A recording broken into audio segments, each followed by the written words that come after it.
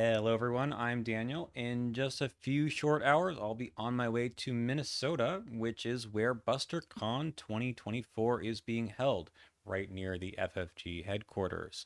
So, I wanted to give you a little bit of a preview of what that convention is like and some of the decks I'll be bringing to the con. So, first off, if you're not aware, BusterCon is put on by Mythos Busters, the kind of largest community of online of people who are interested in the game, and mostly, of course, English speaking, but people are from all over on the uh, on the Discord. But here in the United States, people or in Canada who are close enough are able to come to a convention once a year. They started this last year. I went to it. It was really great. And this year we're gonna have about 100 to 120 people participating. And this is just a website that has all the information and the schedule. It's of course here in Roseville, Minnesota, and there's some pictures and there's stuff that you could buy. But the thing I want to highlight, of course, is what happens at the con. So Thursday, there's going to be mostly standalone and epic multiplayer games going on. So it opens in the morning and goes right to 11 p.m. Most of these are going to be the epic multiplayer scenarios, such as the Blob that ate everything, War of the Outer Gods, and some of them will be the smaller multi-table ones like Machinations Through Time. This is going to basically happen again on Friday, maybe with a couple of variations. There's a couple of fan versions of some of these scenarios, as well as a Blob uh, for charity game Friday evening where there's extra countermeasures given out for people who put some money into for two donations for charity. Additionally, at 9 p.m., there's going to be a Mythos Busters recording since they have a podcast. Normally, they are doing that from remotely. This will be live, and there should be, from what I know from last time, some designer interviews. So a panel, I think, with the new designers, um, and maybe if we're lucky, a card preview or two from the Drowned City. We'll see. Fingers crossed on that one. Now, the big highlight of the whole weekend is on Saturday, which is Iron Man. Iron Man this year is going to be Edge of the Earth. Last year it was Innsmouth. This year it'll be Edge of the Earth. And as you can see here, at 10 a.m., we all file into the Games Enter, and we'll be playing the entirety of the campaign Edge of the Earth until it closes at 11 p.m. if you can. We'll talk about that in a second, but that's kind of the highlight, is to get together with a bunch of people. We've already been assigned groups, and see if you can play through a whole campaign in essentially one sitting. Most of you probably know that a scenario in Arkham Horror, the card game, takes about an hour to 2 hours. It really depends on the play group as well as the number of players, but we're all in 4-player groups for the most part, so this is no easy task. I'll talk about that in a second, but let's just go back to the different standalones and the epic multiplayers. I'm going to be bringing 4 different decks that I've constructed, and this is really kind of a strange and fun thing to do when you're going to a con, because you, unlike playing standalones with your friends or a group that you've coordinated beforehand with, you don't know who you're playing with. And I'm bringing several decks and hoping that they fit in with the rest of the team, but since there's no coordination, nor do you know exactly which scenario you're playing them with, there's maybe a little bit more of a generic flavor to these decks than normal. So I'm going to go ahead and talk about those 4 decks now. So the first one on the screen here is a Joe Diamond deck. I love playing Joe Diamond. I think he's a really fun investigator, and I think he plays pretty well in 4-player, especially with some of these nice cards that you can get that are better at higher player counts, like Fingerprint Kit level 4. Um, I don't think there's anything super interesting about most of these decks, just because, like I said a second ago, they need to be generic enough to play with any group and tackle any scenario. So I think that this can get a bunch of clues and maybe do some damage and maybe some pass some other tests as well. Putting Wolf Mask, I think, helps. This copy of Well Prepared here is here for Michael Lee, basically, and the Detective Colt. So that does do something, I suppose. I'm hoping to play this one in Midwinter Gala. You'll notice that wasn't on the schedule, but since that just came out recently, I think a lot of people have copies of the scenario. I have it as well. So if we get a couple of tables doing Midwinter Gala. That'll be a lot of fun. And I think this could do well in that particular scenario for reasons. Otherwise, yeah, like we got a bunch of hunches. The 29 XP is what I've made all of my scenario or all of my standalone decks at, just because it is relatively easy to get to a workable state there. Three weaknesses. I just have the one sitting here, but I'll be randomly deciding what those are once I get to the con. But yeah, I guess that's it for Joe. Let's look at the next one, which is going to be a Charlie Kane deck. This is a Charlie Kane that is also Seeker and Guardian, and I also tried very hard. I think I succeeded here in making sure that all the decks that I'm bringing don't overlap in any cards, so I don't have to, go shuffle back and forth between my decks. I have everything in different colored sleeves already, so they can just stay as they are for the whole con. There's probably more than just four standalone scenarios I'll be participating in, so I might reuse these. I'll have to decide which ones ended up being fun. That did happen last year as well. Anyway, this is a Charlie Kane deck that I keep trying to make the katana thing happen. It's not a bad card, but you need to figure out a way to make it work. And most people say, well, you use something like steady handed because it allows you to succeed by exactly two. Well, who can take both those two cards and can make use of the combat and agility? It's basically no one, unless you do some strange things. I tried it in Vincent Lee, but just on the channel and for Dream Eaters, and it just never happened because Katana just never showed up. And that's the fun part about standalones is you get one shot at it, and if it doesn't work, then it doesn't work. But sometimes you just don't draw the cards in the right order, and that's why it didn't work. I think for Charlie, he doesn't draw too much either, so it could be a problem here. But he can do pretty much anything else. Is, the katana actually works here for him because he can pass any test, right? So using agility is perfectly fine.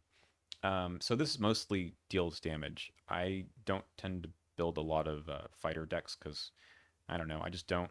And bring something to the con that at least can get clues as well as fight is something that's true for I think all of these decks. And it's mostly a fighting one. We've got strong armed also to maybe make the katana hit. Otherwise, it's pretty standard Charlie Kane with a lot of non-unique allies, or at least ones I think that other people won't be taking. I know there's like some con I don't know, etiquette, I suppose, on if you have unique cards in two people's decks. I think you just sort of ignore it and you don't try to change out cards or play a different deck or anything. But the best I can for someone like Charlie Kane, I'd rather like pick as many cards that are not likely to be in other decks too. So Charles West, probably not. Black Cat, probably not. Delilah, who knows? Maybe Mist Oil would be in someone else's deck, but I think if I tell people I'm playing Charlie, it's not going to be that big of a deal. So I'm looking forward to playing this one. It's a very silly looking deck. Um, I don't know if any of these are that good. I just made them up. I didn't play test them, but in four-player Arkham, you can kind of do anything and you get by pretty well. As long as the players are halfway competent, which is definitely the case if you're spending your time and money going to a con. All right, got a Jenny Barnes deck as well. This one is also like people don't play Jenny very often. I think she's good, but not great. And it's just another chance to highlight some cards that are in my binders that would otherwise not get used too often.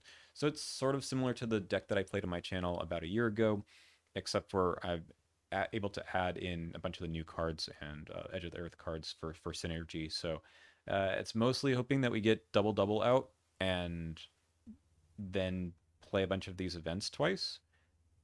There's a couple of parlay things here, but I don't have fine clothes because I'd rather put stylish coat here. And our ally is Dario. Why? Because, you know, if who else is going to have 10 plus resources? So leaning into the well connected, I think is also a good part of this. This one is mostly getting clues, but there's definitely ways to deal with enemies, and I think that's perfectly fine for any scenario that we end up picking. All right, last one is a Jim Culver deck. Just like Jenny, people don't like Jim. I've tried this deck before. In fact, I tried it last year at BusterCon, and I think I think it worked okay. The problem was that I never got to live the dream of Nikosi and Olive being out at the same time, so we'll give it another shot with maybe some more card draw involved. So our off color cards are things that draw us cards and get us a bunch of resources with Bank Job and Thorough Inquiry. Why not? But the real reason I'm bringing this back is because we now have an upgraded Olive McBride. So hitting Sixth Sense, hitting Song of the Dead is something that we might as well try. I mean, standalone deck concepts are meant to be sort of fun and weird, and you might not be able to get to the point of these decks in a real campaign, but maybe you can, right? Maybe you can at least see if the cards are working together the way that you hope. Okay, that is our standalones. So I don't know which ones I'll be playing when or for what, but I'm going to report back to you later on in the week on Sunday or Monday about how things went and tell you what I learned from playing these decks. Like I said, there's nothing like super interesting or special or janky. Some people do bring really fun decks that they've worked on for quite some time. I don't really want to like steal the thunder of anyone else at the table. I just want to have a good time. Like I said before, you don't know who you're being matched up with. You don't know who else they're playing, what you're even playing as far as the scenario goes. So like over tweaking the over tweaking the decks themselves, I feel like is a kind of a waste of time. I'm there to have fun with people, and we'll probably win just because four player is very easy, especially in standalones. So that is that. The next part, of course, to talk about is the Edge of the Earth Iron Man. And man, it's such a cool concept to get together and plan out how you're going to finish an entire campaign in one day. It is grueling, just like Edge of the Earth thematically is. It is one of those campaigns, though, where you can skip scenarios, and we are planning to do that to make up time. And it's not a particularly difficult campaign either. I think it's a lot of fun, um, but it is one that is mentally taxing because there's a lot of treacheries and enemies that go on the board that you need to pay attention to. So that aspect of Arkham, even when I play one scenario, sometimes it is just so mentally taxing because there's so much you need to pay attention to and think through your turns. And in Iron Man, you don't get to talk out every single round with everyone in the group. You just kind of have to go for it. You make some decisions based on the board state, of course, but there's not a lot of time for debate. So we'll see how that actually goes. We've all played the campaign before. Of course, you wouldn't do something uh, that's nonsense like this if you didn't. One of our members made a really nice um, spreadsheet. You can see here that uh, goes through all of the different possibilities for decisions throughout the campaign and what are the best choices. This is also mostly taken from Mythos Busters. They made a lot of these available to everyone. And we've decided more or less what we want to do because there's unpredictable events that happen throughout the campaign. We don't necessarily know everything that's going to happen. We've also decided, who's going to bring all the different counter sets, since they are, for example, shared between particular scenarios, but also we want to have the next encounter deck all shuffled and ready to go so we don't waste time in between scenarios. That's all I'll say about that in particular. It's going to be fun. We'll see who dies in the plane crash. I mean, that's kind of a big deal. But I will tell you about our group. So we have four people, as I said before, a Dexter Drake, a Luke Robinson, a Kaimani Jones, and I will be playing an Agnes Baker. And this Agnes deck is one that I've not exactly played before as the kind of main fighter for a four-player group. And I'm just throwing in some new cards. I really like to lean into survivor cards in Agnes because they're interesting.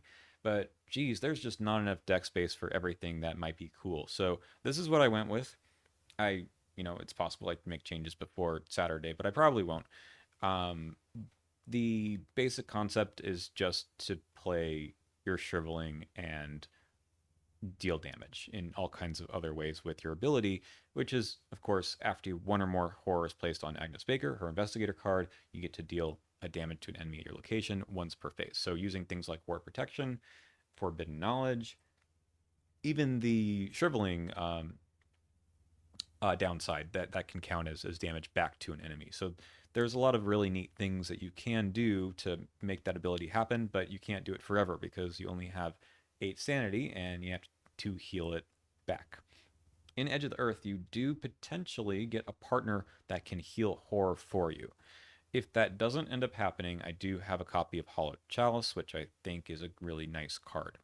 The plan to upgrade is to probably get rid of these Azure Flames, which is damage is a less easy thing for Agnes to take. So I want to replace them with Enchanted Bows because I want to pick off some enemies that are potentially aloof at connecting locations. So that sounds like a cool idea. I've not really played with Enchanted Bow before. I know it's a level 2 card. It's not the best thing in the world that you can do, but upgrading the Shrivelings, throw in some Enchanted Bows, probably get the Occult Reliquary as well to hold this and the Hollowed Chalice, and just do as much damage as we can and draw as many cards as we can. Because Tekalili cards from Edge of the Earth just junk up your deck. And I'm hoping actually to use the Heirloom to draw a bunch and maybe as an upgrade put in the Jewel of Aureolus because frost tokens are symbols. And in 4 player, that should trigger like all the time. So we'll see what else I end up putting in. I'll think about that more before Saturday itself. But the new cards that are from Feast of Hemlock Vale, which we need to try out in Agnes, are things like Sparrow Mask, which very obviously strong with her. Maybe allows me to not have to upgrade the Shrivelings as early, although I probably will. But also just to pass Mythos tests with those 2 numbers. I like Agnes because she's got a 5 and a 3 in the defensive stats, so we can even make that a 4 agility with track shoes. Not the most important card for Agnes, but big maps maybe can cheat out a few moves from that card, and just getting +1 agility I think is helpful. Longshot can be used for the Enchanted Bow for Shriveling. It has no icon, so you can use it for anything. And the Elaborate Distraction I think is pretty sick in 4 player, so we'll give that a shot too. Might get Hunting Jacket. It's down here in our side deck of potential upgrades, but depends on how badly we're getting hurt. I have thought through this deck quite a bit. I have so many other cards that I wish I could put in. I think Stall for Time would be kind of neat here. Drain Essence would also be pretty good in the campaign, but there's just so many things that I would rather put in first. And yeah, like play another Agnes deck that has those cards. This one is going to have these. Even the Schaffners is kind of strange here, but there's honestly a lot of expensive items here, and you can use the card for others. So it's not maybe that strange. We'll see if this team can get enough clues. That's my only concern. I can't get any with 2 intellect. That's just not going to happen in this campaign. But 4 player usually can make up enough. But those first few scenarios in Edge of the Earth, they require a lot of clues. So fingers crossed that we can indeed camp at the Shelter 8 location, but it'll be an uphill battle. Okay, I think that is about it for the preview of Iron Man and BusterCon in general. I do appreciate you watching, and if you happen to be going to BusterCon, please come find me, say hello. Always appreciate talking to viewers, and also I also appreciate when viewers help me out going to these sorts of things. So um, you may have heard from the last video that I do have a Patreon now, so consider subscribing. It is expensive to fly to different places and pay for lodging and the con itself, but I do this because it's fun, and I also do this to report back to you guys about what's going on in the world of Arkham. That's it. I'll give you a report later on next week.